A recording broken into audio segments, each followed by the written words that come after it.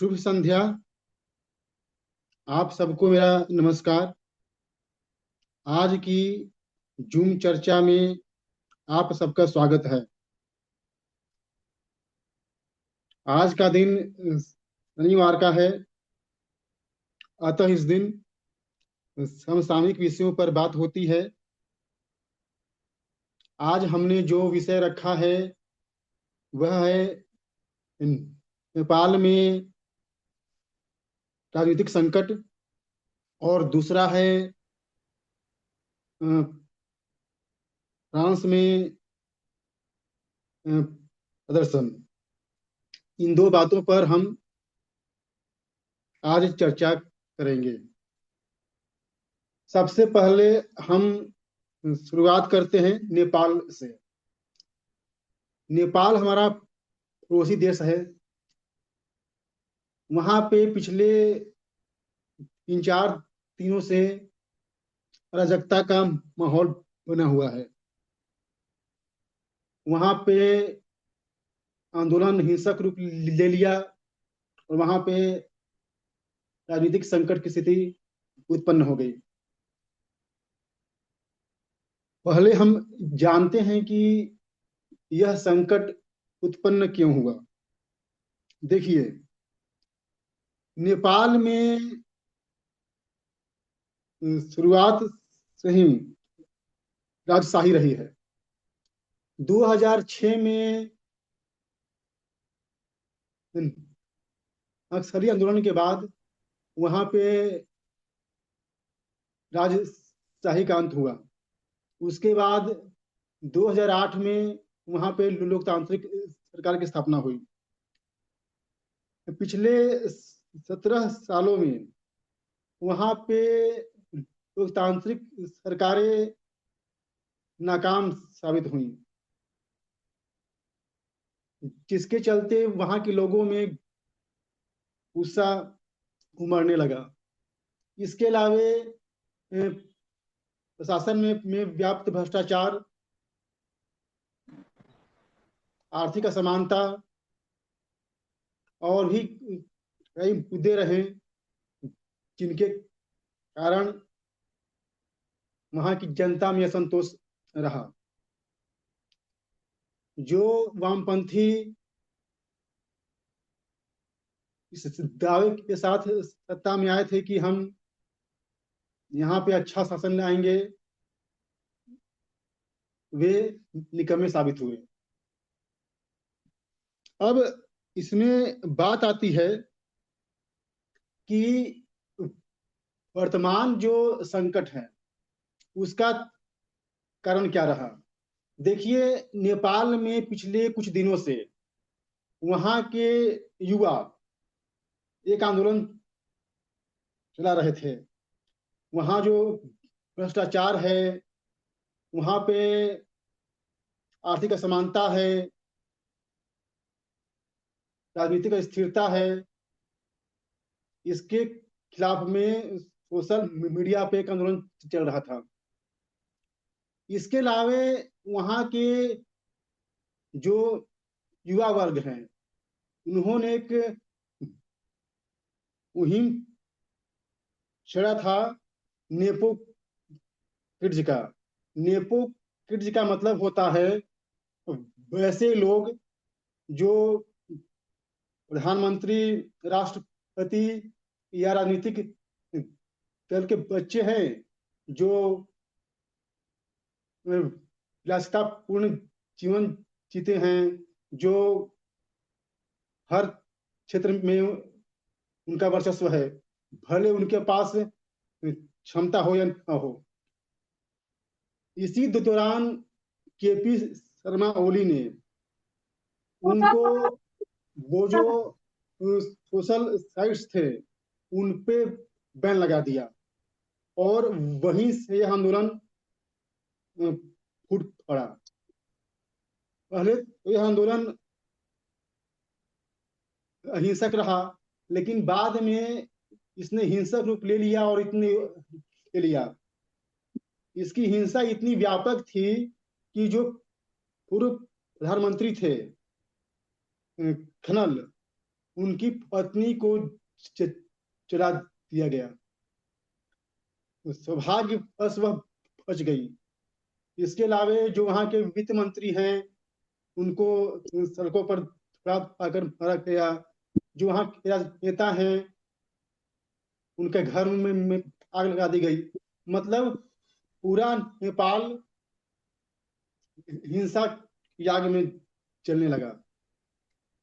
अभी आज की खबर है कि सुशीला कार्की उनको अंतरिम सरकार का प्राइम मिनिस्टर बना दिया गया है और राजनीतिक संकट जो है उसका समाधान के प्रयास चल रहे हैं। यहाँ तक कि उन्होंने पार्लियामेंट को भंग करने का भी सुझाव दिया है। अब बात यहाँ पे यह आती है कि ठीक है, ये सब बातें तो हुई, लेकिन क्या ये असंतोष से उत्पन्न हुआ आंदोलन था या इसके पीछे कुछ ताकतें थीं? क्योंकि जब इसका हम पैटर्न देखते हैं तो यह वही पैटर्न है जो बांग्लादेश में हुआ और बाकी देशों में हुआ। इसमें देखा जाए तो यह जो आंदोलन है उसको वामपंथियों ने नाम दिया जेनजी। जेनजी का मतलब होता है ऐसा वर्ग जिनका जन्म 1997 से लेकर 2012 के बीच हुआ है। यह वर्ग सोशल मीडिया पर बहुत एक्टिव रहता है। इसको वामपंथियों ने जेनजी का नाम दिया। अब बात यह आती है कि क्या ये वास्तव में जेनजी का विद्रोह है या कुछ और है। जब हम इसके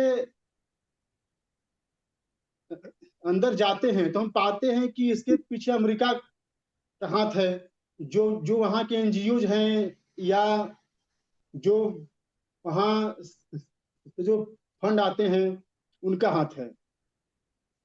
एक जो और उसका जो भाग है वह कहता है कि इसमें चाइना का हाथ है।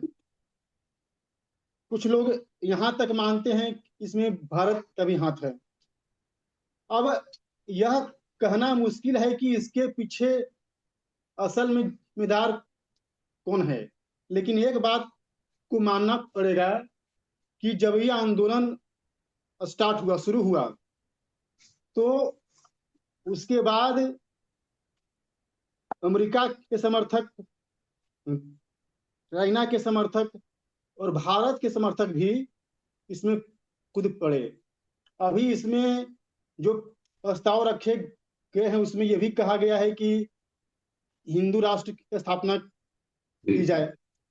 अगर मेरा मानना है कि इसमें हिंदू राष्ट्र का कोई उद्देश्य था नहीं। यह हिंदू राष्ट्र आंदोलन नहीं था। यह आंदोलन दरअसल में विदेशी षड्यंत्र था। लेकिन इसमें जो हिंदू राष्ट्र के समर्थक थे वो भी इसमें कूद पड़े। एक एनजीओ का नाम आ रहा है बारबरा एडम्स। बारबरा एडम्स जो थी एक ईसाई मिशनरीज थी और उसका एनजीओ है नेपाल में। उसका भी नाम आ रहा है कि ये संगठन का भी इसमें हाथ है।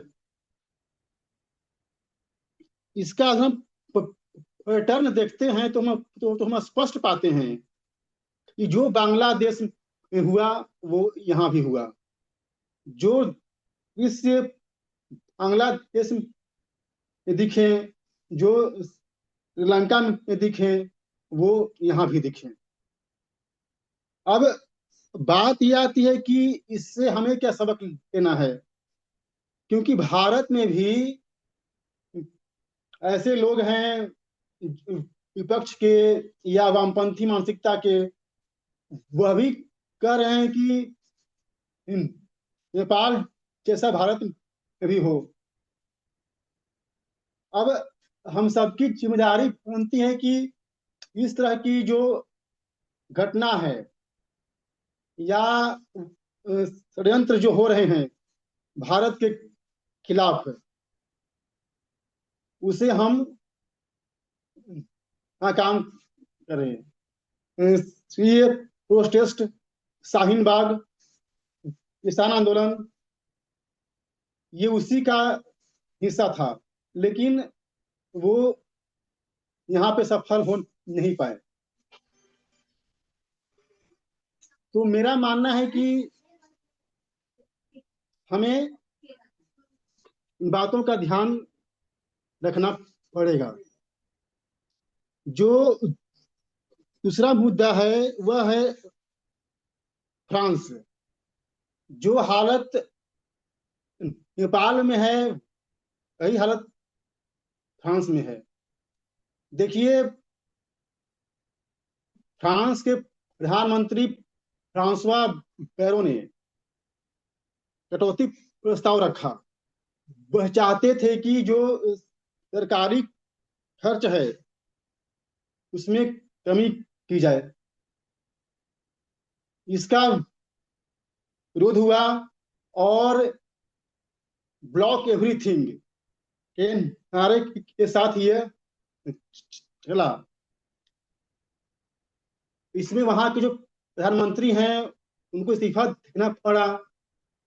अभी वर्तमान में जो राष्ट्रपति बने हैं उनका नाम है सेबेस्टियन ल्यूकार्नो। वहां भी कारण आर्थिक है। वहां की जनता में असंतोष है आर्थिक कारणों से।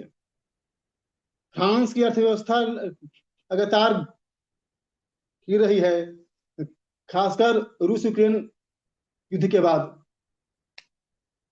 वहां पे लोगों की नौकरियां जा रही हैं।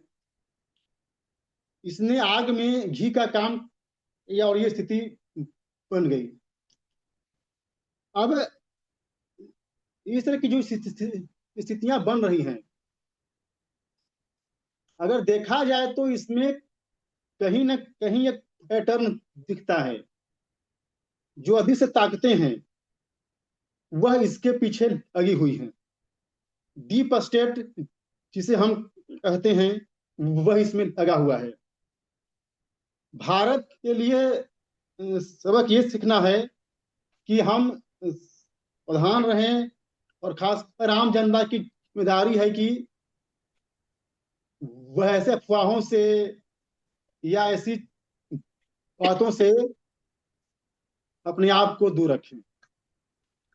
ये था आज का विषय जिसे मैंने आप सबके सामने रखा। आप लोगों ने मेरी बात को सुना, आप सबका धन्यवाद।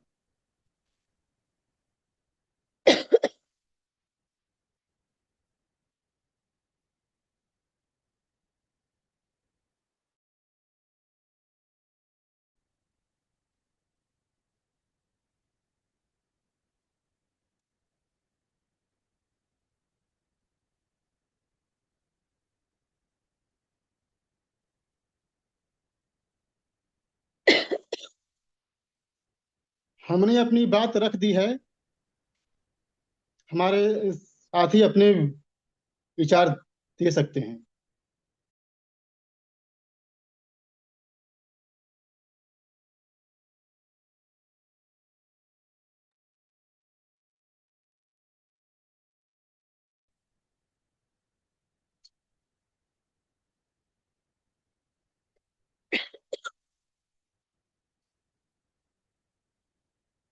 Recording in progress.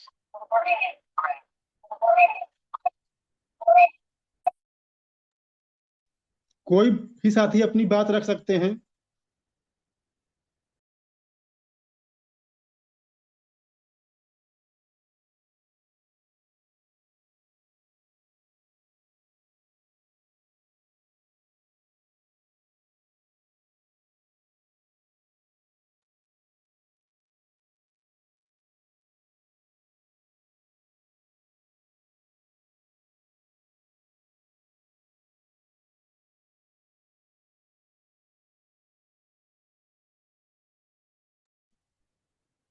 आचार्य जी, पवनजय जी, हम, मदन आर्य जी, आप लोग अपनी बात रखिए।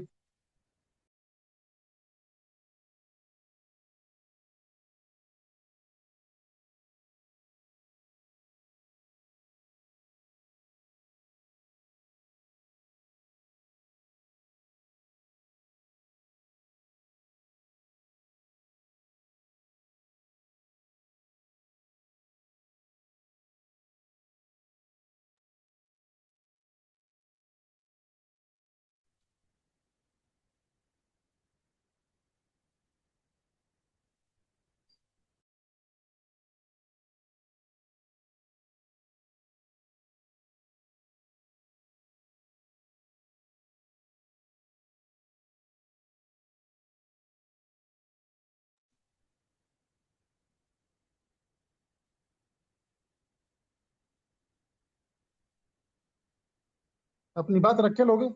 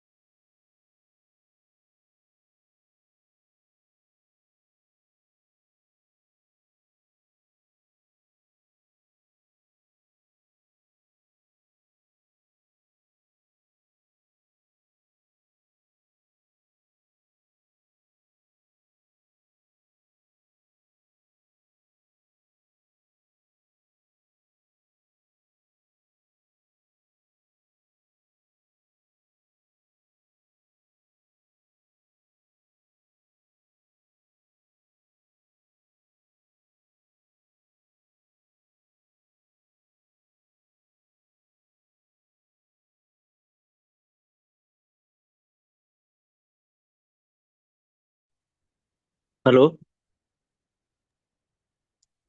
हाँ, बोलिए भाई हाँ। साहब। हाँ, सबको नमस्कार। हाँ हाँ, बरेली से नमस्कार। बोला था, नरेंद्र यादव। आज का जो टॉपिक है हमारा, वो नेपाल में राजनीतिक संकट, वर्तमान में राजनीतिक संकट का कारण, और वर्तमान राजनीतिक संकट जनता का असंतोष या आदर्श ताकतों का षड्यंत्र, है ना, इस पे मेन है, और फ्रांस के राजनीतिक संकट है। हम्म, तो मैं थोड़ा सा, जहां तक मैं समझता हूँ, मेरा मानना है कि राजनीतिक विद्रोह का सबसे बड़ा कारण, मेरी आवाज आ रही है? हेलो। आ रही है, बोलिए। हाँ, तो मैं कह रहा हूँ, राजनीतिक विद्रोह का सबसे बड़ा कारण किसी भी देश में जन अपेक्षाओं की अनदेखी होती है। मेरा ऐसा मानना है, हो सकता है मैं गलत भी हूँ, लेकिन मैं ये मानता हूँ कि राजनीतिक विद्रोह का सबसे बड़ा कारण जन अपेक्षाओं की अनदेखी है। अब इसके में कई दो चार देखो, कई सारे कारण दे, है ना। राजनीति सरकार के खिलाफ असंतोष जो होता है वो कई कारणों से होता है। सबसे बड़ी क्या है कि संघीय व्यवस्था को लेकर असंतोष। कुछ लोगों का बराबरी का प्रतिनिधित्व नहीं मिलता तो असंतोष होता है, ये संघीय व्यवस्था के अंतर्गत आता है।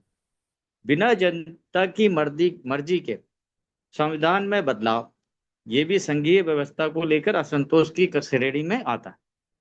अब होता है दूसरा जो कारण है, युवा और आम जनता का असंतोष होता है। बेरो इसमें युवा क्या होता है, बेरोजगारी, तो उसको रोजगार ना मिलना, शिक्षा और जनता में आक्रोश होता है, शिक्षा का सही से ना मिलना, या बहुत महंगा हो जाना, या जैसे हम लोगों के यहाँ स्कूल मर्जर वगैरह सब जो चल रहा है आजकल, शिक्षा बहुत असंतोष है, ये एक उदाहरण दे। वो कोई का भी हो सकता है। स्वास्थ्य से संबंधित प्रणाली में कमियां, ये जो है जनता और युवा के बीच में असंतोष का मेन कारण होता है। और सरकार की नीतियों के चलते मजदूर और व्यापारी वर्ग का नाराज होना, युवा और आम जनता का असंतोष की श्रेणी में आता है।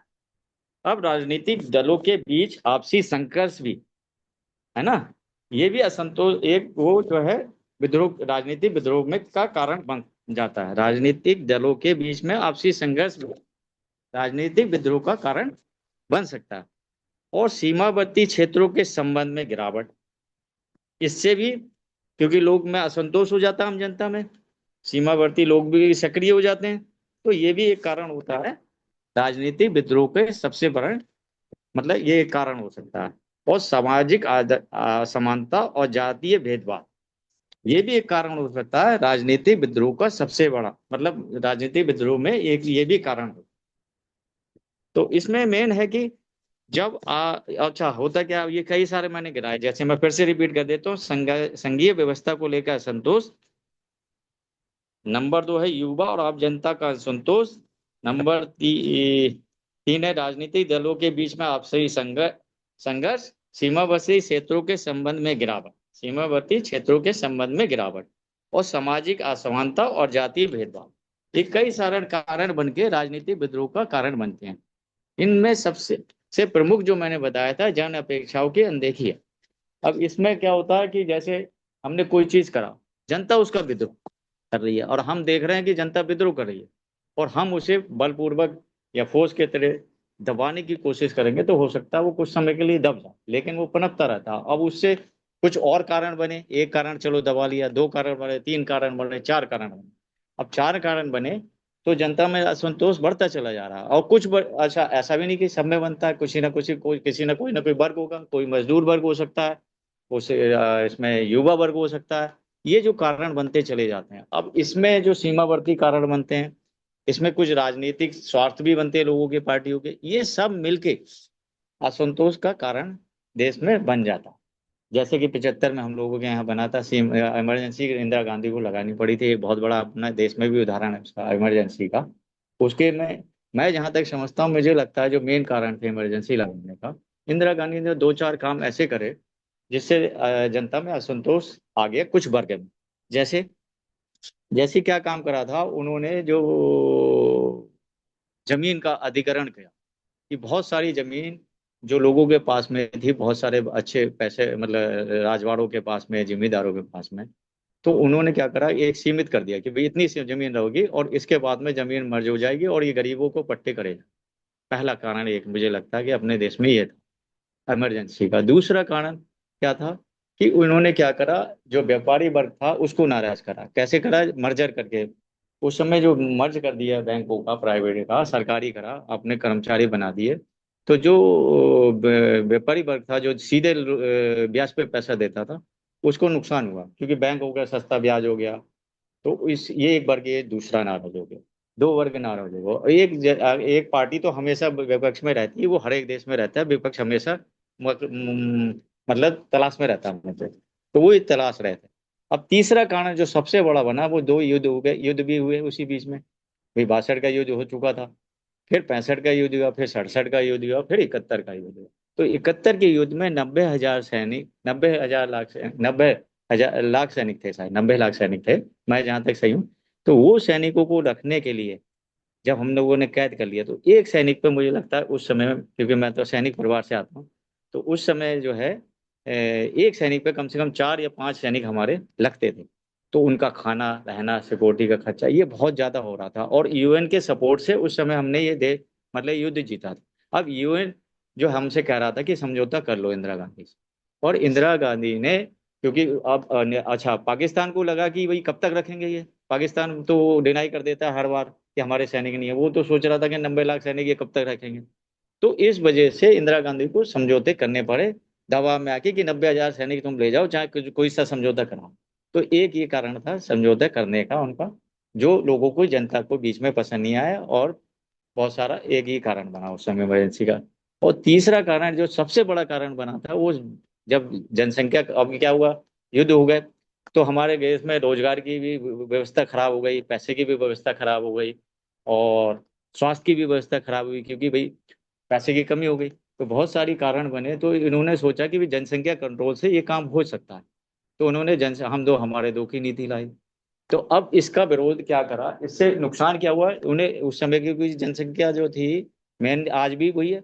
आज शायद ये, जो दूसरे समुदाय हैं वो लोग सोच पड़ गए हैं, तो हो सकता है उनकी परसेंटेज नौकरी में बढ़ गई, लेकिन हिंदुओं की नौकरी में परसेंटेज शुरू से ज्यादा, तो उसका नुकसान हिंदुओं को ज्यादा हुआ। तो हिंदुओं को नुकसान हुआ, तो लोगों के बीच में ये अवधारणा बन गई कि इंदिरा गांधी हिंदुओं के खिलाफ है, और वो ये चाहते हैं कि ये इनके बच्चे ना हो और ये दूसरा समुदाय बढ़ जाए। तो एक ये मैसेज गलत चला गया उस समय के हिसाब से। जबकि आज भी लोग वही कह रहे हैं कि हमारे बच्चे कम होने चाहिए, जनसंख्या कंट्रोल होनी चाहिए। और उन्होंने उस समय सोचा, तो सोच तो अच्छी थी, लेकिन उसका मैसेज जो था, जिस तरीके से जाना चाहिए था, वो नहीं जा पाया।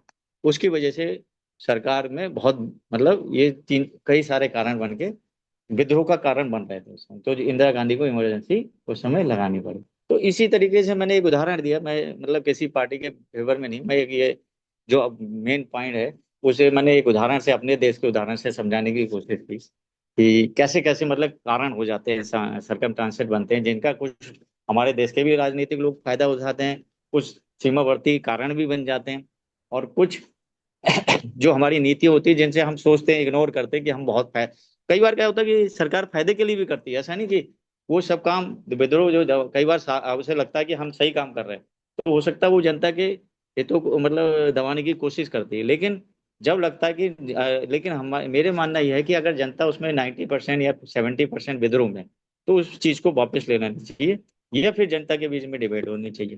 कि जैसे पहले मैंने देखा कि कोई विद्रोह होता था, जैसे एक उदाहरण देता हूँ, ये ट्रांसपोर्ट यूनियन या कोई यूनियन, किसान यूनियन, उस समय जब करती थी पुराने टाइम में नेताओं को, तो वो लोग प्रतिनिधि को बुलाते थे कि भाई आओ बात करो, तो उसमें जैसे चार बातें, तो चार बातों में हो सकता है एक बात या दो बात सरकार मान लेती थी, तो वो खुश हो जाते थे कि यार दो बातें तो चलो सरकार ने हमारी मान, हालांकि पूरी नहीं मानी जाती, लेकिन वो विद्रोह उनको और शांत हो जाता था। अब मुझे जो ये विद्रोह के मेन कारण है सरकार का तानाशाह शब्द लगा सकते हैं इसमें, कि रवैया, चाहे वो किसी भी देश में हो सकता है, कि सुनना ही नहीं।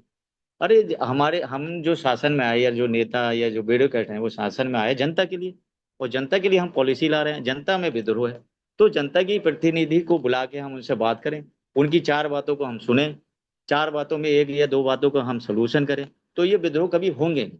ये विद्रोह का मेन कारण एक वो भी हो सकता है, जन अपेक्षाओं की कमी और तानाशाही अवश्य है। ये तीन, और मतलब जो दूसरी अदर पार्टी का उसमें मतलब अपना बेनिफिट देखना, ये तीन चार कारण है जो विद्रोह का कारण होते हैं। मैं इसी को लेकर अपनी बात समाप्त करता हूँ। नमस्कार। हेलो। हेलो। हाँ बोलिए। आ रही थी आवाज मेरी? हाँ हाँ हाँ, आ रही थी। हाँ ठीक है, मैं अपनी बात समाप्त करता हूँ भैया। ठीक चलिए है। ठीक है, हाँ। यादव साहब, आप हम्म, सभी बंधुओं को नमस्कार। हम्म, देखिए, सत्ता के तानाशाही से विद्रोह कुछ होता नहीं। किसी भी तानाशाह को वहां की पब्लिक ने, आम जनता ने कभी नहीं हटा पाया। 1 लाख यहूदियों को चैम्बर में जला देने वाले हिटलर को भी नहीं हटा पाए। 1 करोड़ लोग चाइना में मर गए परमाणु बम बनाने के चक्कर में। आज तक तानाशाही कायम है। लोग चावल और कुछ रुपए पे, वेतन पे काम करते रहे चाइना में, और वो आज तक कायम है। विद्रोह नाम की चीज जो है, आम आदमी के बस में कुछ होता होता नहीं। कभी भी किसी आम व्यक्ति ने विद्रोह करके कुछ नहीं कर पाया है पूरे इतिहास में।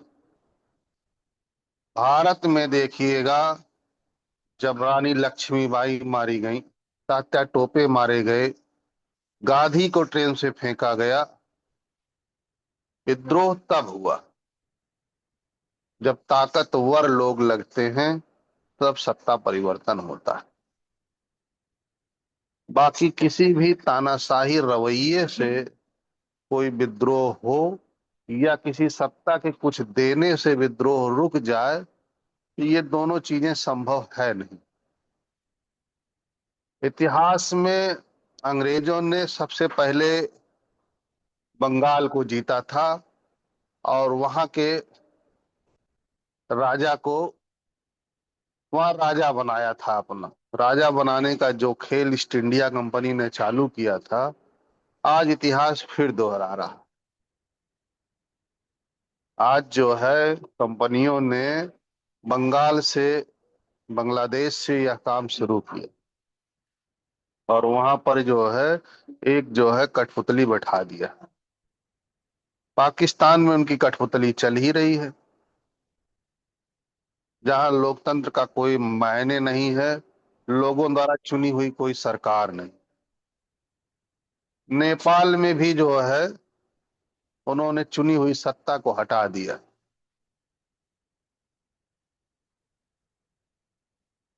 इस तरीके से इतिहास को पढ़ने वाले लोग जानते होंगे कि ये कितना घातक है। आज देश को बचाने के लिए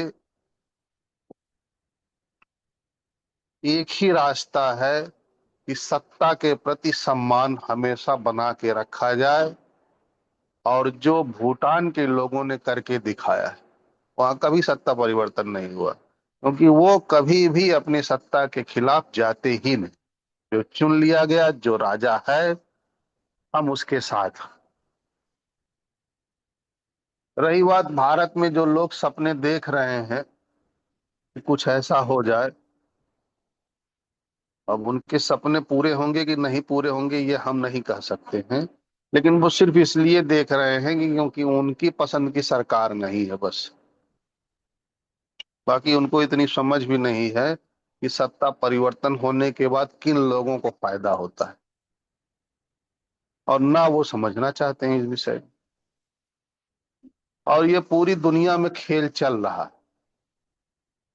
जो हथियार नहीं खरीदेगा, जो उनके बताए हुए तेल की खरीदारी नहीं करेगा, जो फेसबुक यूट्यूब को नहीं चलने देगा,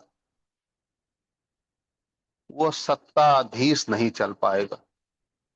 यदि सत्ता पे बने रहना है तो इनसे समझौता करके ही रह सकते, नहीं तो फिर जिस तरह से चाइना ने 1 करोड़ लोगों की कुर्बानी देके परमाणु बम बनाया, उसी तरीके से ताकतवर बनने के बाद ही आप बच सकते हैं। इसका यही एक फार्मूला है, और इसमें कोई बात नहीं। बेईमानी, भ्रष्टाचार, असंतोष हमेशा रहा है, हमेशा रहेगा। इससे सत्ता परिवर्तन से कोई मतलब नहीं। धन्यवाद।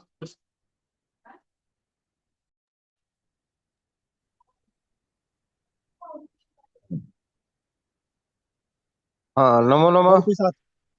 हाँ बोलिए। हाँ, धन्यवाद।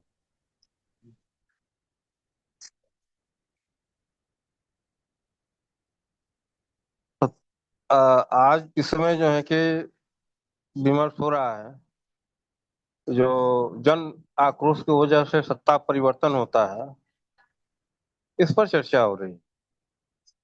मैं बात स्पष्ट कर सकता हूँ, जन आक्रोश जो है कि सत्ता परिवर्तन का मुख्य कारण नहीं होता है।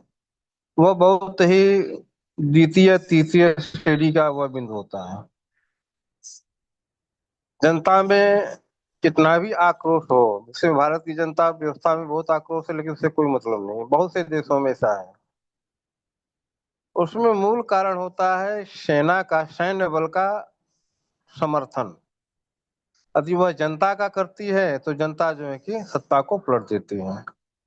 यदि सैन्य बल जो है कि यदि सत्ता का समर्थन कर रही है तो दुनिया की कोई भी जो है कि जन आक्रोश सत्ता को पलट नहीं सकते। भारत में स्वतंत्रता की लड़ाई लड़ी गई, और वहां से सैन्य विद्रोह से ही शुरुआत हुआ।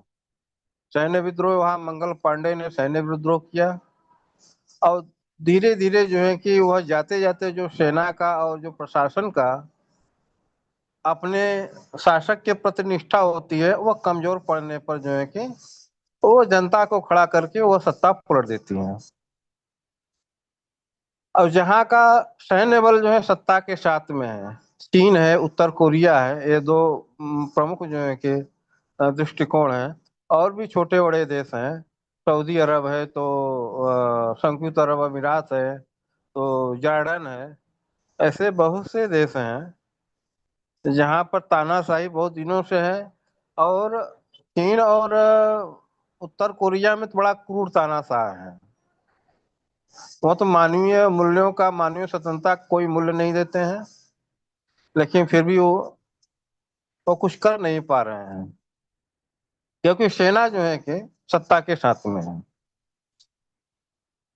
उसी तरह जब जब जो समाज के जो सशक्त लोग हैं, प्रशासन के लोग हैं और सैन्य बल है, जब यह जो है कि विरुद्ध हो जाती है सत्ता के विरुद्ध, तो जो है कि, तो अभी हाल की यदि हम चर्चा करें,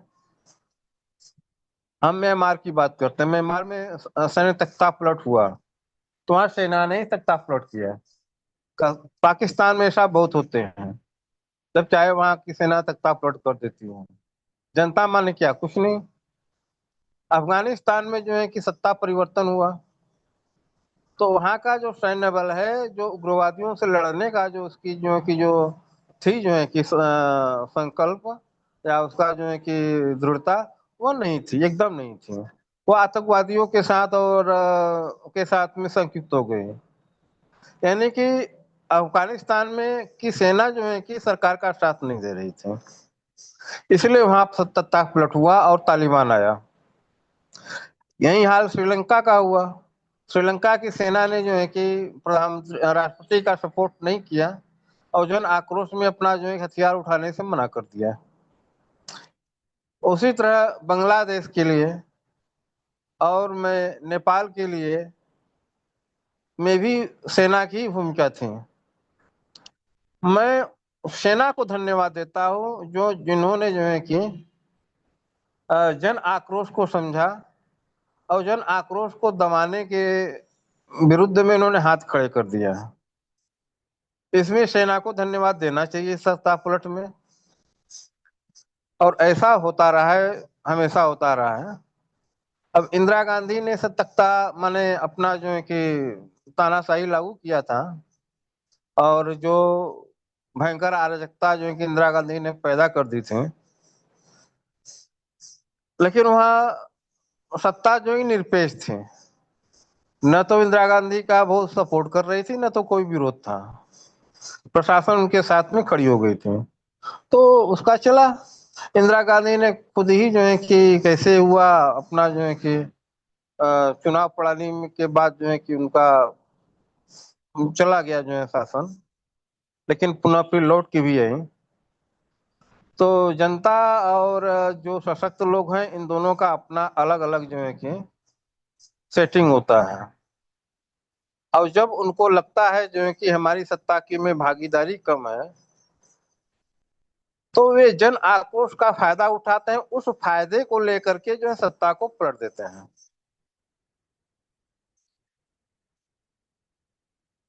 ऐसा नहीं, जहां क्रूर शासक है और मजबूत तानाशाह है, वहां पर सत्ता, वहां पर जनता क्यों नहीं कुछ कर रही है?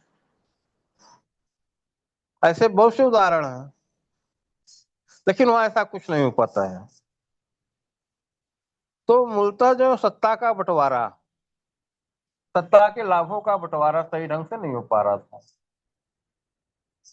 और वहां जो है कि बंटवारा, और जो है कि इस ढंग से बंटवारा कर लिए थे कि सेना को भी लगने लगा कि हमारा जो है कि इसमें लगता है जो है कि द्वितीयक हो गए।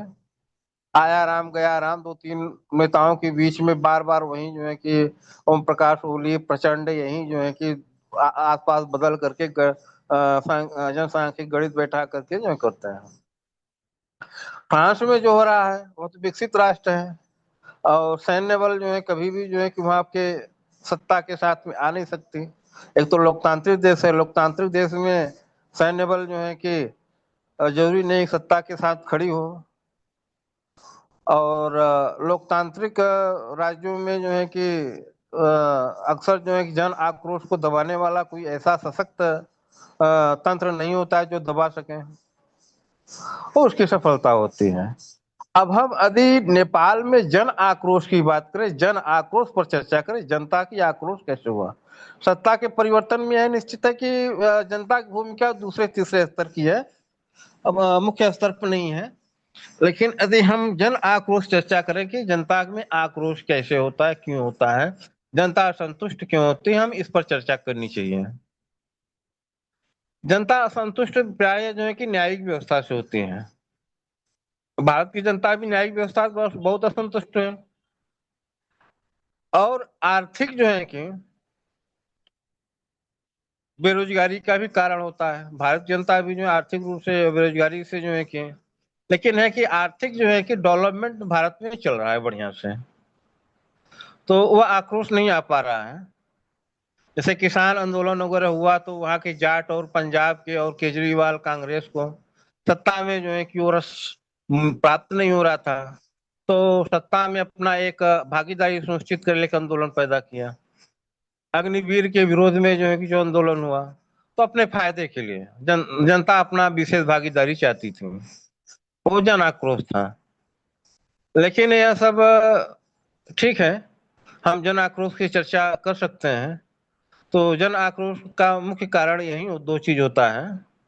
एक तो जो है कि आर्थिक विकास दर का कम होना, दूसरा जो है न्यायिक व्यवस्था में अव्यवस्था होना।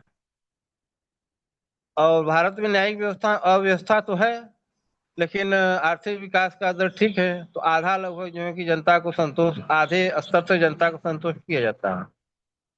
और न्यायिक विसंगतियों को दूर करने का कोई उपाय अभी भी सही ढंग से नहीं हो पा रहा है। और संभवतः यदि अच्छा शासक प्रशासक और नेता बना रहे और सुशांति की व्यवस्था बनी रहे, तो निश्चित ही न्यायिक विसंगतियां भी दूर हो सकती हैं। लेकिन न्यायिक विसंगतियां जो है कि जो प्रक्रिया है वह ऐसे दूर नहीं होगी। जो सामाजिक जो है कि व्यवस्थाएं हमको देनी पड़ेगी न्यायिक विसंगतियों को दूर करने के लिए, और सुबह का विवाद जो है शाम तक निपटारा हो जाए, इतनी त्वरित व्यवस्था में हो जो है कि यह तभी हो सकता है जब जो है कि छोटे मोटे विवादों को सामान्य जो है स्तर पर जो है निपटाने के अधिकार दिए जाएं। और मैं समझता हूँ जनता को जो है कि आर्थिक क्षेत्रों में सुसंगठित करना चाहिए। इसमें नेपाल की जीडीपी बहुत नीचे चली गई है और फ्रांस की जीडीपी नीचे जा रही है। बहुत से देशों की यूरोपियन कंट्रीज की जीडीपी नीचे जा रही है। जिन देशों में लोकतांत्रिक व्यवस्था है वहां पर आर्थिक जो है कि थोड़ा सा कमजोरी आती है, तो जन आक्रोश जो है कि भड़क जाता है। और उस जन आक्रोश को दबाएगा कौन यदि लोकतांत्रिक देश है? तो यह विसंगति की वजह से जो है कि सत्ता परिवर्तन हो जाता है। जहाँ पर सैन्य बल मजबूत है वहां कोई जन आक्रोश नहीं है, सीधे सीधे जो है कि पूरी की पूरी जो है कि मटिया मेट कर दिया जाता है। बलूचिस्तान में जो है कि लाखों लोग जो है गायब करवा दिए गए, और इमरान की सत्ता को जिस ढंग से जो है कि पलटा गया, कुचला गया, फिर जो है जिस ढंग से चुनाव धांधली की गई, फिर शहबाज शरीफ सत्ता में आए, पूरा जो है दुनिया जानती है वहां की नौटंकी। लेकिन वहां की जनता तू तड़ा कुछ नहीं कर सकती है, क्योंकि वहां पर सैन्य बल प्रधान है। सैन्य जो है कि जैसा चाहता है वो वैसा होता है, और उसके सामने कोई खड़ा नहीं होगा। अरे जहाँ 25-50 हजार लोग मारेंगे जो है कि 1% 2% जनता को मारने की दम रखते हैं, तो कहाँ किसी की हिम्मत पड़ेगी? ऐसा कुछ नहीं है।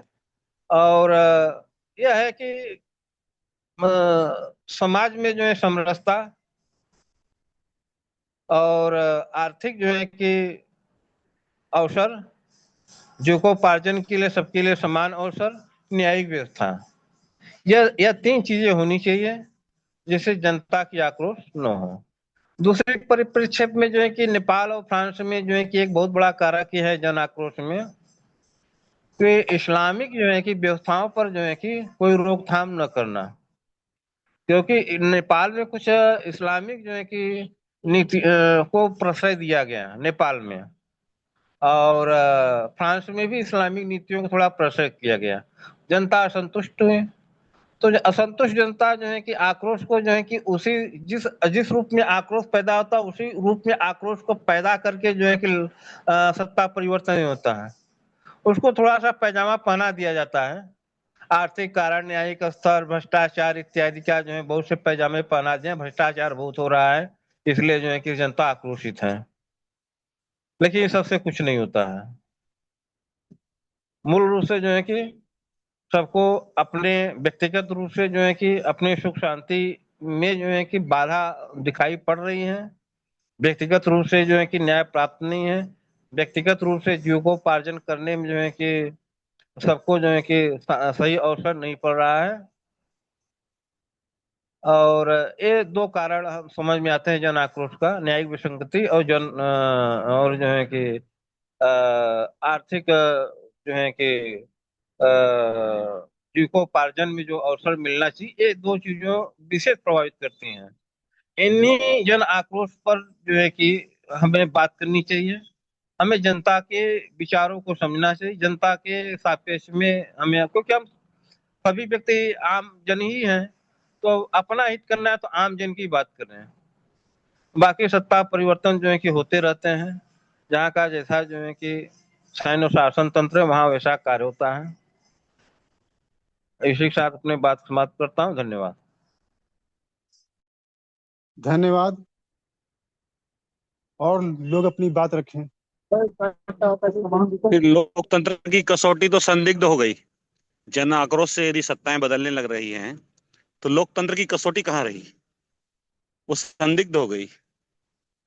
जन आक्रोश उभारे भी जाते हैं। भारत में तो मेरा मानना है कि जन आक्रोश को जन आक्रोश से देखना पड़ेगा इस बार। बस इतना ही कह रहा हूं। हाँ, यह सत्य है। क्योंकि मूलतः जो है कि जन आक्रोश को जो है कि नेता लोग पैदा करके अपना जो है मामला हल करते हैं, और यही जो है कि सत्ता परिवर्तन का कारण बनता है। ठीक है, इस बार भारत में जन आक्रोश को जन आक्रोश देखना पड़ेगा।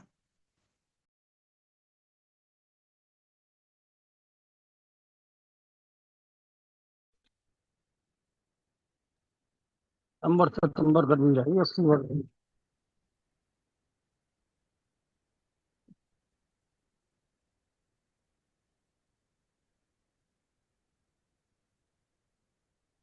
और साथी अपनी बात रखें।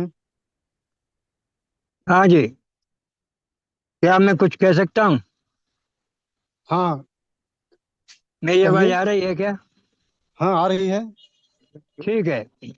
हम्म, ये जो नेपाल की क्रांति जो हुई है, तो इसमें निश्चित ही उन लोगों का भी हाथ है जिन्होंने राजवंश का खात्मा किया था 2001 में। नेपाल जो है वो लगभग 350 वर्ष तक जो है एक स्वतंत्र राष्ट्र रहा, कभी ये परतंत्र नहीं रहा। राजा महेंद्र वीर विक्रम शाह के 3 बेटे थे, जिनमें एक तो शायद अब भी होगा। तो वीर विक्रम शाह जो बड़े पुत्र थे वो राजा थे, और दूसरे थे ज्ञानेंद्र वीर विक्रम शाह, और तीसरे थे धीरेंद्र वीर विक्रम शाह। तो ज्ञानेंद्र के बेटे पारस जो था वो खराब नियत का व्यक्ति था, दुष्ट था, शायद है वो अभी। और उसने पूरे राज्य परिवार का कत्ल कराया था 2001 में। वहाँ एक खास दिन होता है जब सारे परिवार के लोग, राजघराने के लोग एक साथ बैठ करके भोजन करते हैं। उसने उसी दिन को चुना और 2-4 मिनट में ही लोगों का 11 लोगों की हत्या कर दी, जिसमें राजा वीरेंद्र वीर विक्रम शाह, उनकी पत्नी महारानी ऐश्वर्य और उनके दोनों बेटे और उनकी बेटी राजकुमारी श्रुति, राजा के छोटे भाई धीरेंद्र वीर विक्रम शाह, राजा की तीनों बहनें, और शायद धीरेंद्र वीर विक्रम शाह की पत्नी। उसने ये योजना बनाई कि जब कोई नहीं रहेगा तो मेरे पिता राजा बनेंगे, और वो बन भी गए। लेकिन जनता ने उन्हें नकार दिया क्योंकि सबकी समझ में आ गया था। वहां के लोगों ने इसका ज्ञानेंद्र का उतना सम्मान नहीं किया जितना वीरेंद्र वीर विक्रम का करते थे। बहुत जल्दी वहां राजवंश का खात्मा हो गया, इनको भागना पड़ा। इनका जो महल था नारायण हिटी, गवर्नमेंट ने वहां से इनको निकाल दिया और पिता पुत्र अर्थात ज्ञानेंद्र और पारस दोनों दूसरे स्थान पर चले गए। लेकिन यही आग सुलगा रहे हैं ऐसा लगता है, और इन्होंने एक वर्ग विशेष को आगे करके ये कराया है ताकि लोग कहें अब ये व्यवस्था ठीक नहीं है, पुनः जो है राजशाही आना चाहिए। मेरा ये अनुमान है। बस, धन्यवाद। धन्यवाद। Hello hello. हाँ जी। आवाज आ रही है मेरी? हाँ हाँ, आ रही है। हाँ, दादा बहादुर सिंह जी सही कह रहे थे कि ये लोग हो सकते हैं क्योंकि सत्ता जिसको चाहिए और जो लोकतंत्र की तरीके से सत्ता लेना नहीं चाहता लोकतंत्र के रास्ते से, वो विद्रोह के रास्ता चुनता है। और जो लोकतंत्र के रास्ते से लेना चाहेगा वो विद्रोह का रास्ता नहीं चुनेगा। तो इसमें कोई बड़ी बात नहीं कि सत्ता परिवर्तन के लिए लोग कई बार विद्रोह का रास्ता चुनते हैं कि वो उन्हें लगता है कि बहुत आसान रास्ता है ना। और सत्ता परिवर्तन जैसे अभी एक सज्जन कह रहे थे कि सत्ता परिवर्तन नहीं होता है कुछ जगह पे, लेकिन ऐसा नहीं है। सत्ता परिवर्तन उस जगह थोड़ा टाइम लगता है जहाँ पे तानाशाही बहुत है और आर्मी या उनकी सेना बहुत ही निष्ठुर और मतलब उनके उन एक तरफ से उनकी ही बात मानने को और जनता का सोचने की क्षमता नहीं रखते। तो वहाँ एक कारण होता है, या जैसे कहते हैं बहुत क्रूर शासक हो, वो समझ ही वो जनता को मतलब कुछ समझते ही नहीं। तो वहाँ सत्ता परिवर्तन आसानी से नहीं होता। और दूसरी चीज और है कि विपक्ष या अपोजिशन जो सत्ता मतलब जो चाहता है कि सत्ता परिवर्तन हो, वो विद्रोह का रास्ता नहीं चाहता। तो ये भी एक कारण हो सकता है कि वहां पे सत्ता परिवर्तन आसानी से नहीं हो सकता, क्योंकि अगर विद्रोह का रास्ता है जो आसान है तो विद्रोह एक मिनट, मेरी आवाज आ रही है? आ हेलो। रही है। अच्छा, आ रही है। मैं बीच में डिस्टर्ब हो रहा था ना इसलिए मैं पूछा। तो ये सत्ता परिवर्तन जो है दोनों मतलब दो कारणों से हो सकता है। एक तो जो राजा जो शासन में बैठा है वो कैसा बंदा है ना, और जो दूसरा जो शासन में आना चाहता है वो कैसा है। वो लोग लोकतंत्र को मानते हैं या नहीं मानते। सत्ता में अगर जो बंदा लोकतंत्र में नहीं बैठा इसका मतलब होता है ना सही कर रहा है। जो बंदा विद्रोह करके जो बंदा सत्ता में आना चाहता है वो लोकतंत्र के रास्ते से आना चाहता है, तो वो विद्रोह का रास्ता अपनाएगा ही नहीं। और अगर वो लोग विद्रोह का रास्ता अपनाता है तो वो भी वही करेगा जो आगे वो हो रहा। तो ये तो अभी जैसे विद्रोह चल रहा है, तो अभी भी ये आने वाले टाइम में सक्सेसफुल होगा कि नहीं होगा कैसे कह सकते हैं। अभी जैसे बांग्लादेश में हुआ, सत्ता बनी, लेकिन सत्ता बनने के बाद में लोग खुश नहीं है वहां पे भी, क्योंकि अपेक्षाएं बहुत होती हैं। भाई सत्ता परिवर्तन के बाद में अपेक्षाएं कितनी होंगी। आज भी हम नेहरू को गाली देते हैं अपने देश में, जबकि देश जब आजाद हुआ तो देश में खाने को ना कपड़ा था ना पैसा था ना कुछ था, ना कुछ कॉलेज थे ना वो मतलब बहुत कुछ नहीं था। और उस समय प्रधानमंत्री बनना मतलब कांटों पे चलना था। और आज आसान काम है कि किसी को गाली देना। जैसे एक घर चलाने के लिए एक पिता क्या क्या करता है ये सिर्फ पिता को पता है, उसके पुत्र बाद में उसी को गाली देते हैं। ये एक सिंपल सा उदाहरण है ना। बहुत कुछ करता है अपने बच्चों के लिए आगे बढ़ाने के लिए, लेकिन उसे नहीं पता होता कि पिता ने क्या करा क्या त्याग करा, वो तो उन्हें पता ही नहीं क्योंकि वो तो छोटे थे। ऐसे ही हम लोग जनता जो है, जो हमारा नेता अगर सही है और वो त्याग कर रहा है तो हम उसे गाली दे सकते हैं। ये हमारे मतलब ये उस राष्ट्र में हो सकता है जहाँ पे मतलब लोकतंत्र है और यही तानाशाह है, तो हो सकता है मरवा देते हैं। लोगों ने मरवाया बहुत। अब दूसरा है, अगर विपक्ष सत्ता हाँ, परिवर्तन पेंशन चाहता लिया। है ना। नरेंद्र सिंह बोल रहा है। हाँ दादा मैं वही बोल रहा हूँ। अगर विपक्ष जैसे हम लोग अभी समीक्षा बहुत अच्छी करते हैं ये। हम्म। आवाज से पहचान लेना। हम्म। गंदेव जी, गंदेव जी क्या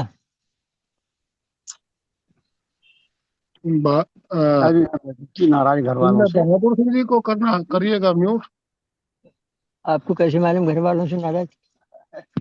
संजय, नहीं तो समझा तो। बहादुर सिंह जी का म्यूट करना जरा। हाँ जी हाँ। दरअसल में आप बोल रहे हो, आपकी आवाज आ रही है गलत। म्यूट कर दिया। अच्छा जी, अब नहीं बोलूंगा। अच्छा, मैं कह रहा हूँ कि आवाज आ रही है मेरी? हेलो। आ रही है।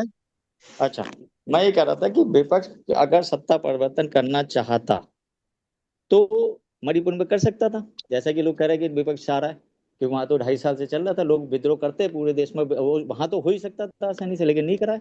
आज भी सत्ता वही है उन्हीं की है ना। तो ये कह देना, और ये मैं ये मानता हूं कि अगर कोई देश में ये कह रहा है सत्ता पक्ष में रह के कि विपक्ष ये चाहता है, तो इसका मतलब उन्हें अपने को देख चेक करने की जरूरत है कि ऐसा क्यों चाह रहा है, क्योंकि कुछ तो कमी उनमें होगी। ऐसा तो है नहीं कि वो सही काम कर रहे होंगे तभी ऐसा होगा। उसको एनालाइज करने की जरूरत है, उसको दूर करने की जरूरत है। जनता को अगर दूर कर दोगे तो नेता तो मुट्ठी में रहना है ना। 200 ही कितने नेता है? 500। और जनता कितनी है?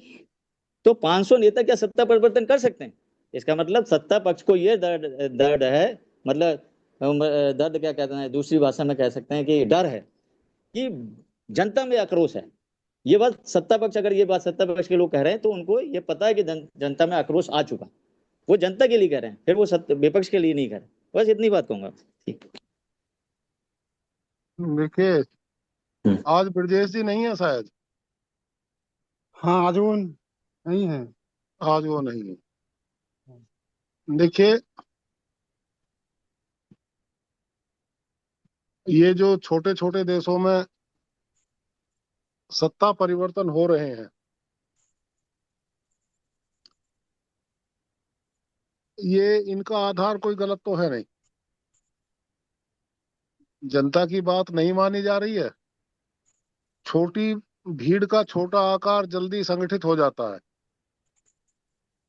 किन्हीं छोटी मोटी बात पर, और फिर सत्ता परिवर्तन हो रहा है, कोई बुरी बात नहीं।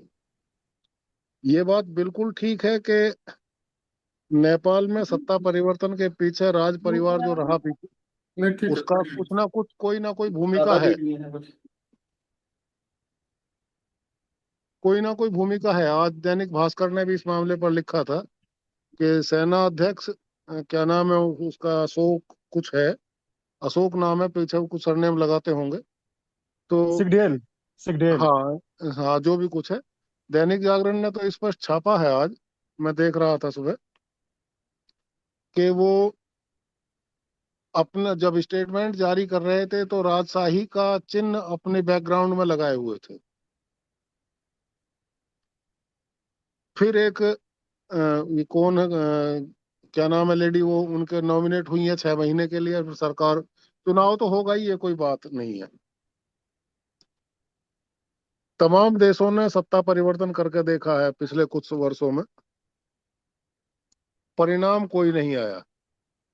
हाल में बांग्लादेश, श्रीलंका, सभी का जिक्र हुआ, और पश्चिमी एशिया में कई देश रहे, लेकिन परिणाम क्यों नहीं आया?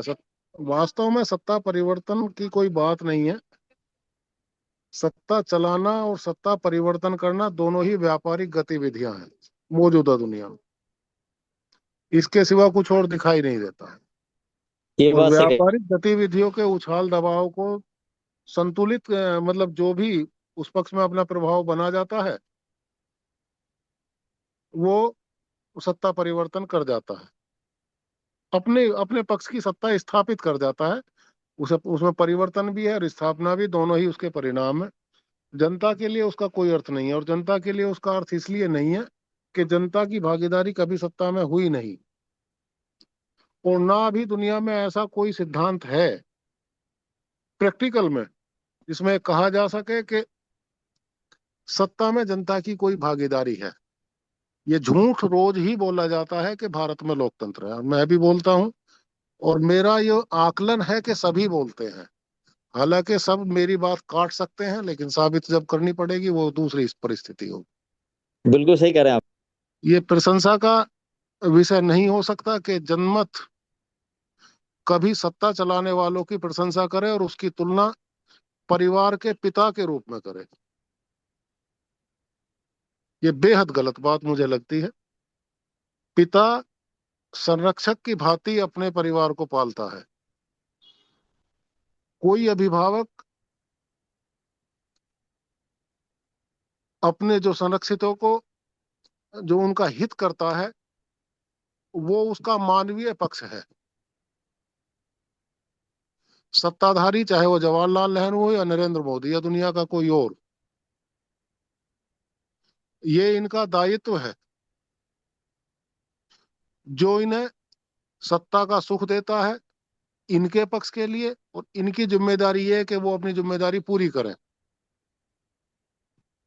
एक बात ध्यान में रखने वाली है, मैंने पहले भी एक दिन कहा था कि अगर सत्ता के प्रयास की बात देखी जाती है तो सत्ता इस प्रकार भी गंभीर प्रयास कर देती है अपने आप को मजबूत बनाने के लिए। दो देशों का उदाहरण है पिछले करीब 100 वर्षों में।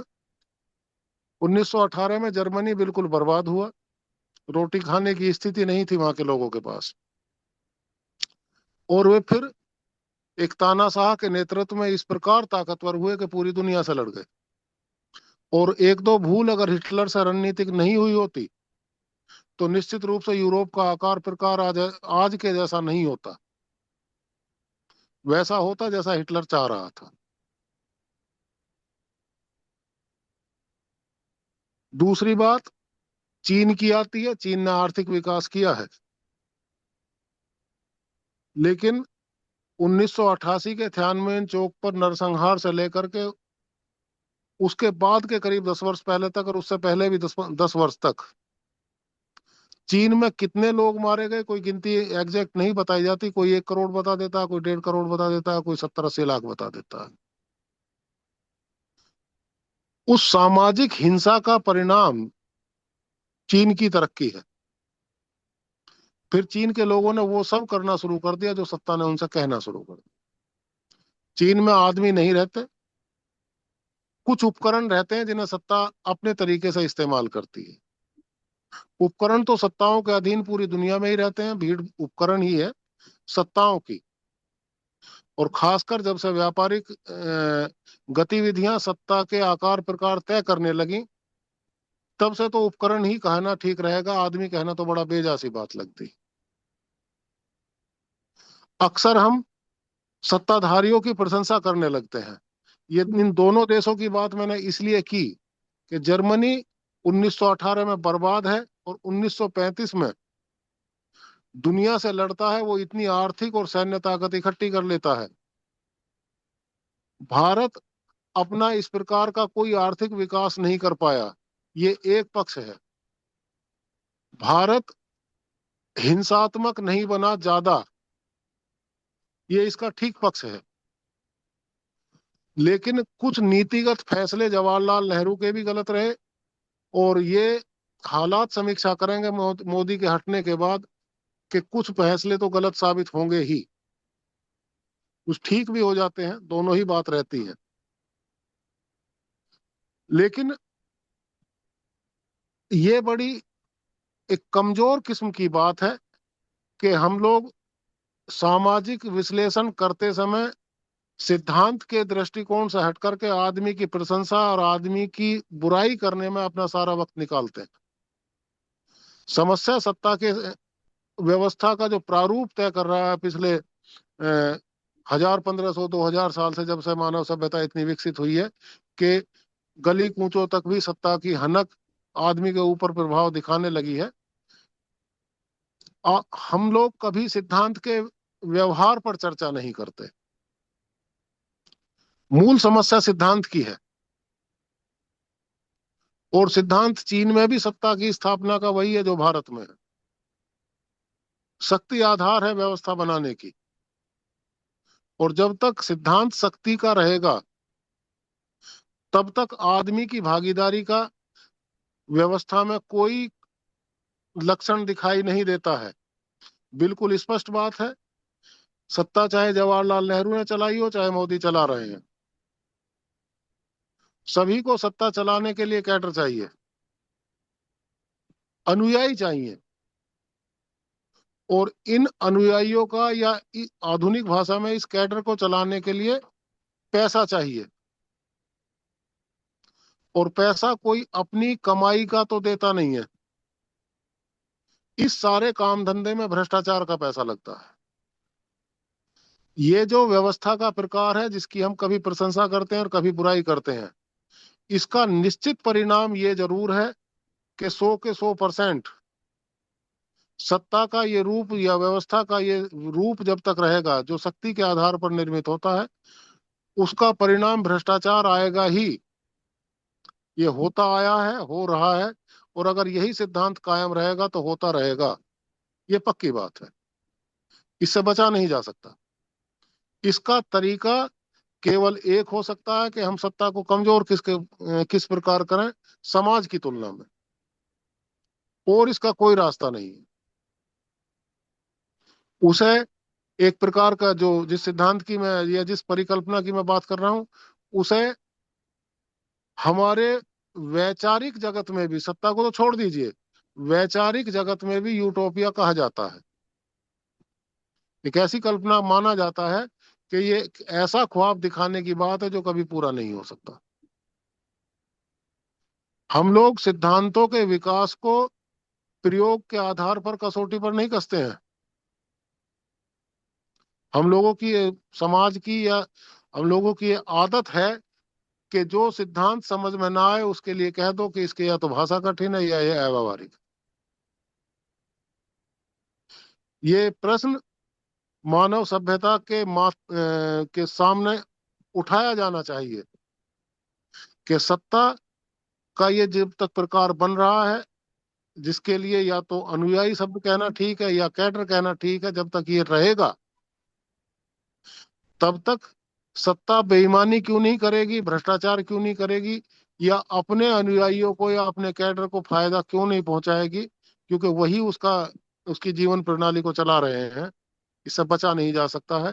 इस सच से अवगत कराना वास्तव में ही समाज के बारे में जो लोग चर्चा करते हैं उनकी जिम्मेदारी बनती है। धन्यवाद। धन्यवाद। हेलो। हेलो। हाँ, बोलिए। हाँ, मैं कुछ कहना चाह रही हूँ। हाँ हाँ, कहिए। देखिए, आज का जो विषय चल रहा है, ये मतलब पूरे विश्व में जो राजनीतिक उथल पुथल मची हुई है, ये बहुत एक गंभीर समस्या है। और इसमें जो जनता है, चाहे वो जनता हेलो, भारत की हो, बताइए जरा। चाइना की हो। आवाज आ रही भैया? हेलो। आ रही है, बोलिए। चाहे वो भारत की जनता हो, चाहे वो चीन की जनता हो, शोषण जनता का ही होता है। और जनता को सत्ता की आवश्यकता पड़ती है अपनी सुरक्षा के लिए, अपने जीवन को व्यवस्थित करने के लिए। ये भारत के आसपास जो छोटे छोटे देशों में जो पिछले 2 3 10 5 साल के अंदर अंदर जो परिवर्तन हो रहे हैं, जैसे अफगानिस्तान में हुआ, तो अफगानिस्तान का तो समझ में आ रहा था कि वो अपने आप को सरिया लगा के करना चाहते थे, देश को अपने हाथों में लेना चाहते थे तालिबानी। वो वहां पे उनका लक्ष्य पूरा हो गया। अभी एक बात निकल के आई थी कि लक्ष्य पूरा नहीं हो पा रहा है। तो लक्ष्य उनका था अफगान।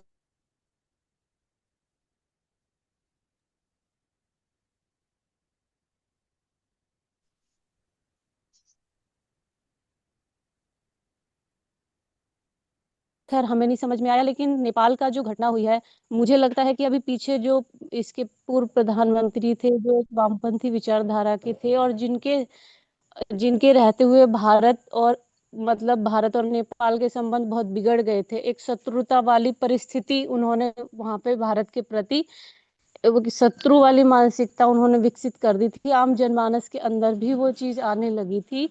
तो मुझे लगता है कि एक सकारात्मक परिवर्तन नेपाल के अंदर हुआ है। लेकिन अगर भारत की बात करें, तो जिस तरीके से ये हो रहा है, अब पता नहीं इसमें ये षड्यंत्र है या ये क्या है कारण, वो तो नहीं मुझे पता। लेकिन भारत के लिए भी ये कम खतरे की स्थिति नहीं है। और जो दूसरी बात निकल के आई कि जन आक्रोश, जरूरी नहीं है कि जनता ही सही दिशा में जा रही हो। जैसे भारत और पाकिस्तान का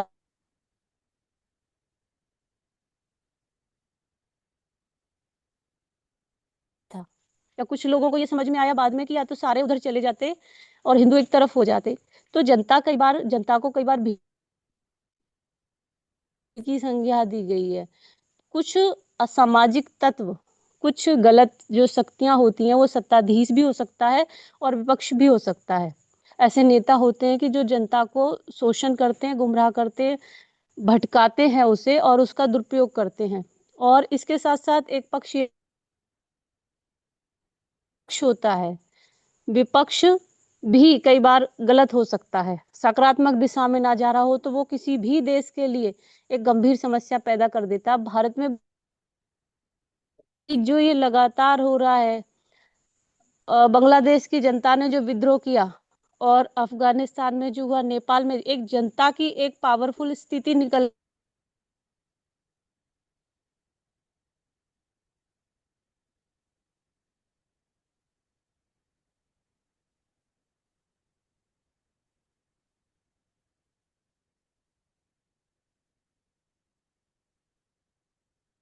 इसका फायदा उठा सकते हैं। कई बार राजनीति सत्ताधीश भी गलत होता है, तो ये नहीं कह सकते हैं कि भाई जनता के को शोषण, जनता विद्रोह तभी करती है जब उसका ये नहीं होता है। वो तो स्थिति परिस्थिति के ऊपर निर्भर करता है और किस तरीके से कोई सत्ताधीश इस देश की व्यवस्था को चलाता है। अलग अलग सबके उद्देश्य होते हैं। जैसे उत्तर कोरिया को वो तानाशाह है, वो उस हिसाब से चलाना चाहता है।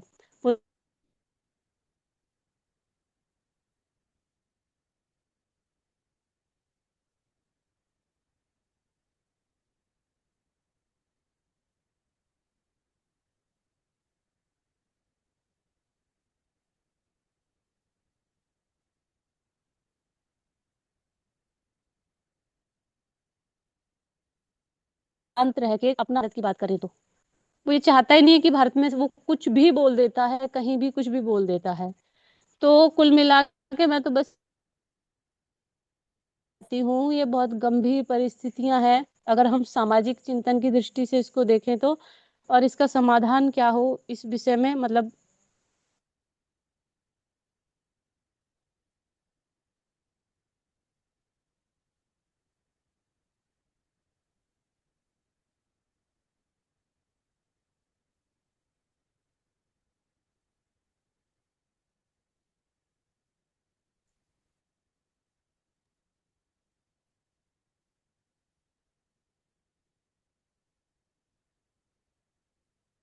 नेताजी का नेटवर्क खराब है। बाकी नहीं, मेरा सब नेटवर्क, मेरी बात समाप्त हो गई भैया, मेरा नेटवर्क तो मेरी बात पूरी हो गई थी। ठीक है, ठीक है। और साथी अपनी बात रखिए।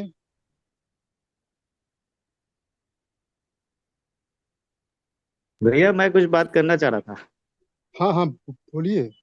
हाँ, मैं ये कह रहा था, जैसे अब हमने बहुत बारी सारी बातें की अभी, नेपाल से रिलेटेड, सत्ता परिवर्तन से रिलेटेड, देखे हमारे देश में एक हिसाब से आसपास की वजह से सब जगह सत्ता परिवर्तन हुआ, एक डर का माहौल भी है, सत्ता पक्ष में भी और जनता में भी, है ना। तो अब मैं एक कुछ हमारे पास जब हम मतलब ये चर्चा कर रहे हैं तो कुछ सुझाव भी होने चाहिए, क्योंकि उसमें सत्ता पक्ष के लोग भी जुड़े कुछ हो सकते हैं या जुड़े हो सकते हैं या विचार वहां तक पहुंच सकते हैं हम लोगों के। तो मेरे कुछ सजेशन है जो मैं सत्ता पक्ष के लोगों को, जनता के लिए कह रहा हूँ, तो जनता ही है हम लोग तो। और सत्ता पक्ष पहुंचे तो बहुत ही अच्छा है। अब जैसे उदाहरण देना चाहता हूँ मैं दो चार, है ना।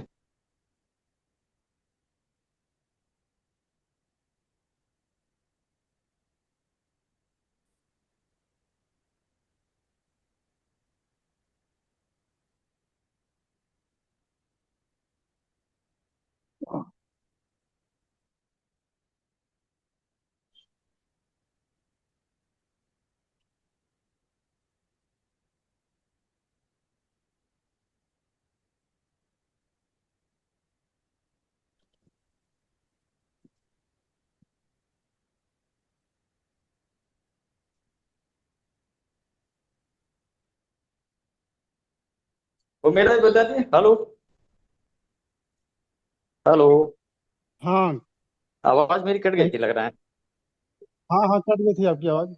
हाँ तो बोलिए एक अब। अभी 1 मिनट मैं जरा चार्जर लगा लूं, मेरा मुझे लग रहा बैटरी कम हो रही है। 1 सेकंड रुक जाइए बस। मैं ये कह रहा था कि मेरे कुछ सुझाव थे, है ना। क्योंकि ये जब हम चर्चा कर रहे हैं तो सुझाव भी देना जरूरी है, मुझे ऐसा लगता है कि हमारे पास में हाँ ठीक। सुझाव भी होने चाहिए। तो सुझाव होंगे तो कुछ हमारा जो सत्ता पक्ष को शायद हेल्प मिले और आगे जो ये डर है वो खत्म हो, है ना। तो मैं ये कह रहा था, जैसे मैं एक उदाहरण दे रहा था, 2-3 उदाहरण देता हूँ कि बरेली का एक उदाहरण देता हूँ जो मेरे संज्ञान में आया था अखबार के थ्रू। तिरंगा यात्रा बरेली में निकाली थी। उसका बजट शायद 10 लाख रुपए था जो स्वयं सहायता समूह ने बनाए थे। इस बार 25-24 में बनाए थे, 24 में मतलब वो पैसा मिलना चाहिए था उन्हें, 50 लाख रुपए उन्हें मिल गया। और 50 लाख रुपए उनका इस साल जाके जब अखबार में निकला उसको परसू किया गया, यहाँ के अधिकारियों ने नहीं दिया। ये एक, अब ये लगाइए कि ये जनता में एक छोटा सा समूह, स्वयं सहायता समूह जो लोन लेके काम कर रहा है, वो जनता के लिए क्या काम कर रहा है। तो ये इस तरीके की हरकत। दूसरा, अभी बिहार का एक उदाहरण लेते हैं। बिहार में अपना क्या नाम है, संविदा कर्मी हड़ताल कर रहे हैं। क्यों कर रहे हैं?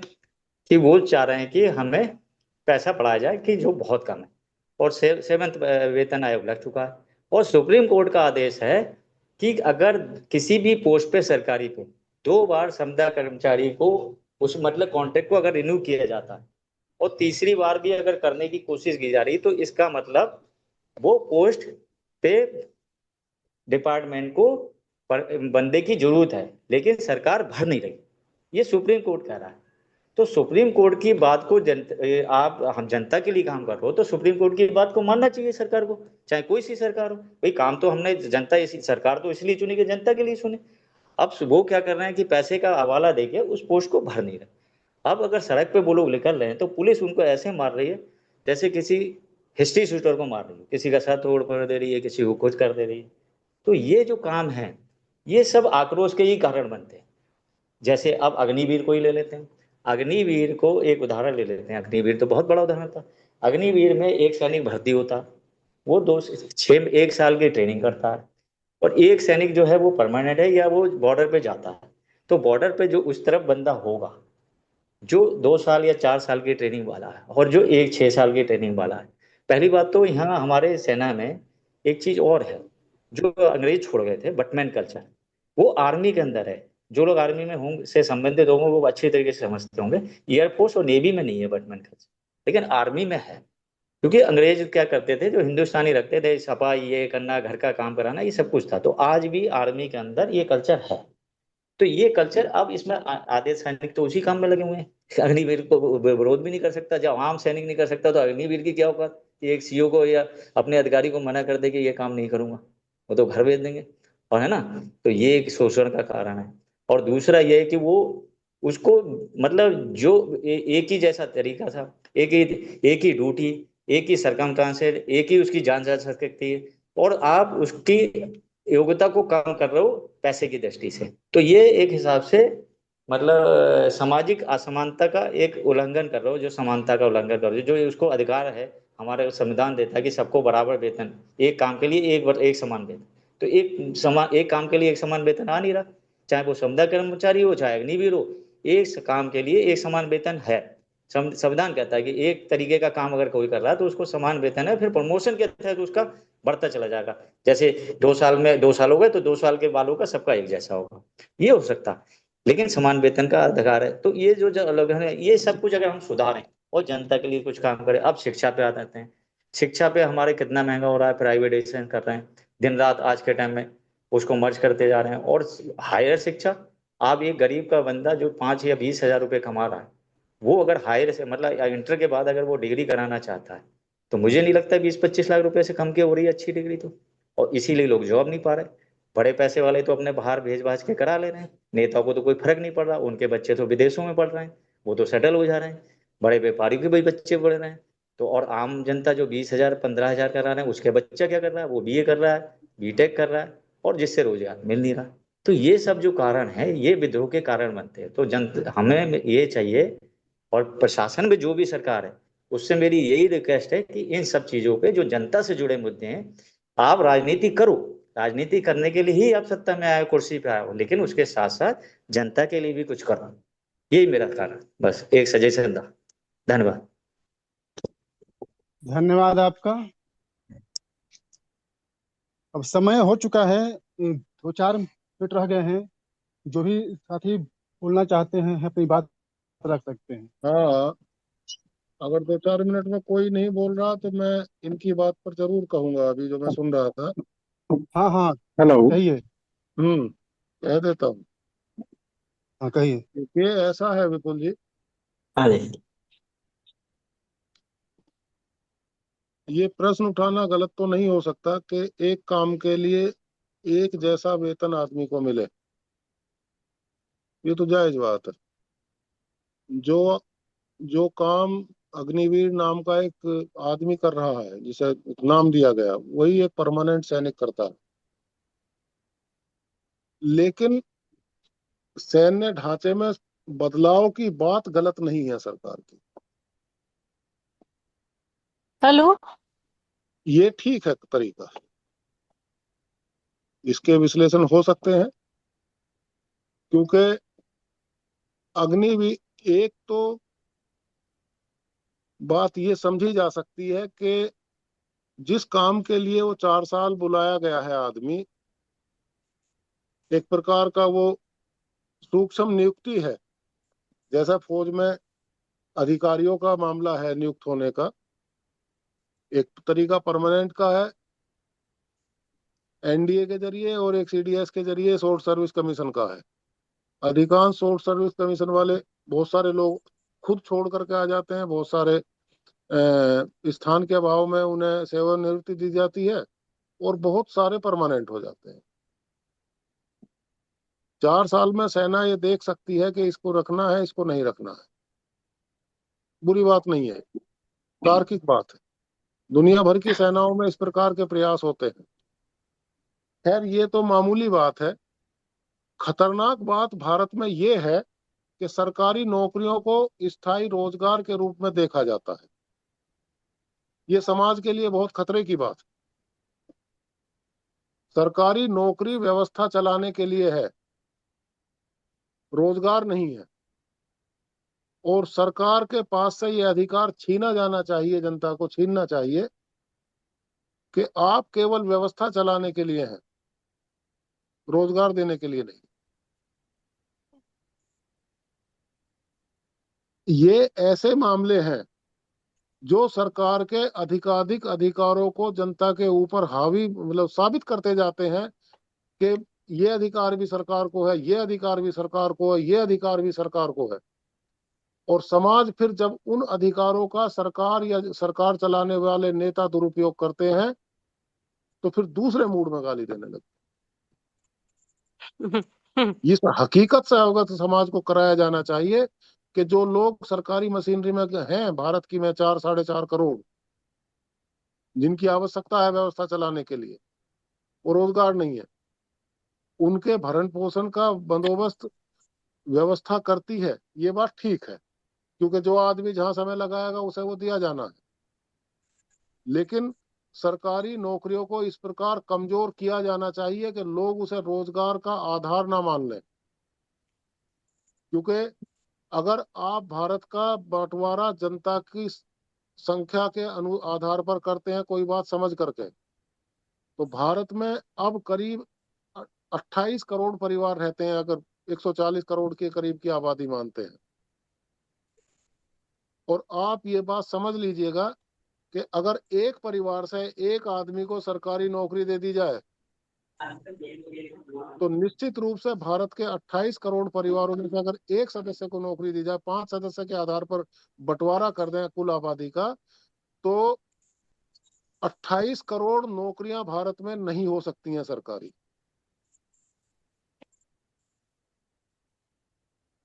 ये बेहद गलत बात है। सरकारी नौकरी रोजगार का आधार नहीं है, व्यवस्था चलाने का जरिया है। व्यवस्था चलाने के लिए जिस प्रकार की भी स्थिति बनाई जानी चाहिए, उस तक नौकरी का महत्व होना चाहिए, बस। ये गलत अवधारणा है। धन्यवाद। हेलो। क्या हम एक बात करना चाहते हैं? हेलो। जो आज चर्चा हुई है, तो ठीक है, वास्तव में जो जन आक्रोश हुआ, सत्ता परिवर्तन हो रहे हैं, इसके सापेक्ष जो हमको दर्शन लेना चाहिए, इस पर बात करना चाहिए, उस पर आसपास कुछ बात हुई, लेकिन पूरी तरह जो है कि नहीं हो पाई।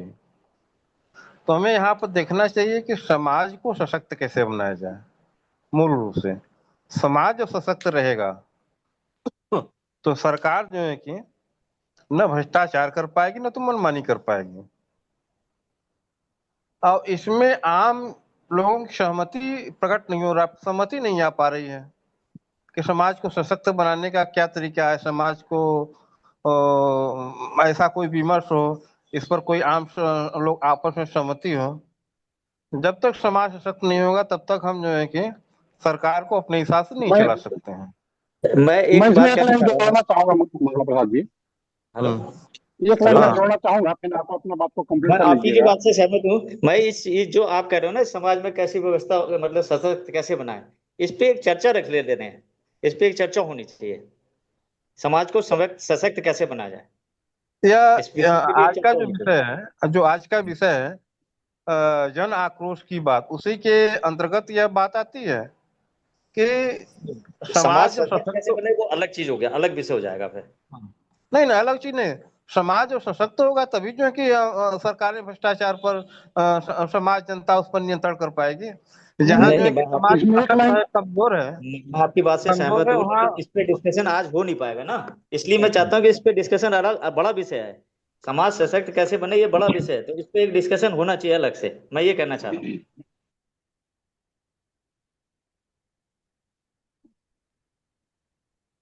हेलो, तो अब समझ, हाँ हाँ मैं एक कहिए। लाइन कहना चाहूंगा केवल जी। हाँ बिल्कुल, ये हाँ तो समय काफी हो गया, हाँ अब क्या है हाँ, बताइए। काफी चर्चा हो गई इस पे, है ना, समय हाँ भी काफी हो गया है। हाँ पूरे दुनिया में जो सत्ता परिवर्तन हुए हैं, चाहे लोकतंत्र के माध्यम से हो या जन आंदोलन के माध्यम से हो, तीन बिंदु ही रखे जाते हैं मूलतः: बेरोजगारी, भ्रष्टाचार और बेरोजगारी। भ्रष्टाचार, बेरोजगारी, महंगाई, ये तीन मुद्दे ही होते हैं किसी भी देश में, चाहे लोकतांत्रिक प्रक्रिया से सत्ता बदलना हो या जन संघर्ष के मामले रहे हो। और ये तीनों मुद्दे काल्पनिक मुद्दे हैं, वास्तविक मुद्दे है ही नहीं है, जिसे बढ़ा चढ़ा करके जो सत्ताधीश रहते हैं या जो बनने के इच्छा रखते हैं, ये तीन मुद्दे को बढ़ा चढ़ा करके पब्लिक के सामने रखते हैं। लोकतांत्रिक प्रक्रिया में उनको मत के द्वारा कन्वर्ट करते हैं। जन आंदोलन तो आप देख ही रहे हैं, जेड जेन जो चलाया गया, जिनमें 15 साल के बच्चों का, जिनका अपना कोई थिंकिंग नहीं, सोशल मीडिया में जो चला दिए, उनका परिणाम निकला नेपाल संघर्ष। तो इस प्रकार से जो है तीन मुद्दे जो है, जो काल्पनिक मुद्दे हैं, मैं तो कम से कम मेरा विचार है कि हम इन तीन मुद्दे को मानते ही नहीं है: बेरोजगारी को, महंगाई को और भ्रष्टाचार को, क्योंकि ब्लड सर्कुलेशन में है। ये मुद्दे ही नहीं है, एक काल्पनिक मुद्दे हैं। धन्यवाद, बाकी अपनी बात को बढ़ाएं। ठीक है, आप लोगों ने इस चर्चा में भाग लिया, अब समय हो चुका है। आप सबका धन्यवाद। संजय जी, मीटिंग ऑफ कर दीजिए।